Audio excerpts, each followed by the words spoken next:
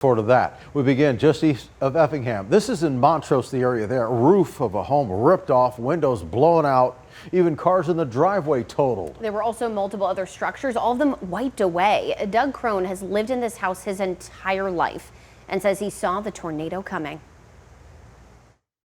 Moving kind of southeast, I think it's going to stay north of us. I wasn't too worried at first, and then my niece called, and that's when I got off the love seat, looked to the northwest and saw the funnel cloud. I said, we got to go.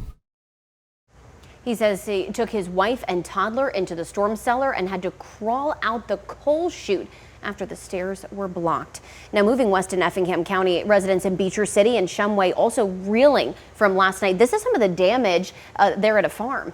WAD's Doug Wolfe was there, reports that the storm caused substantial damage to local farms. The path of the powerful storm blew directly through the McKay farm in Beecher City.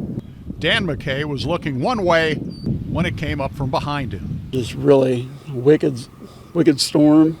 I was watching it out to the east, and then it came from the other direction. It was a fast-moving storm, and Dan could not make it to the basement. It about busted our windows out of my house, and it was over in no time. And I looked out, and I saw a grain bin in the front yard, and then I started looking around, and it was like terrible. We started looking outside, and then we took cover in the basement, and by the time I got to the basement I heard a bunch of noise, and then I heard our small shed was down, and I looked outside and tin was everywhere. When it passed, the damage across the farm was extensive. Buildings down, a utility pole snapped out of the ground, equipment damaged, multiple grain bins hit. 2 buildings were totally destroyed. 2 grain bins. We got 5 grain bins, and they're all damaged. A few miles away in Shumway, another farm was hit. A barn with a tractor inside was destroyed, and a house on the property was damaged. Back on the McKay farm, the next steps will be to conduct a major cleanup.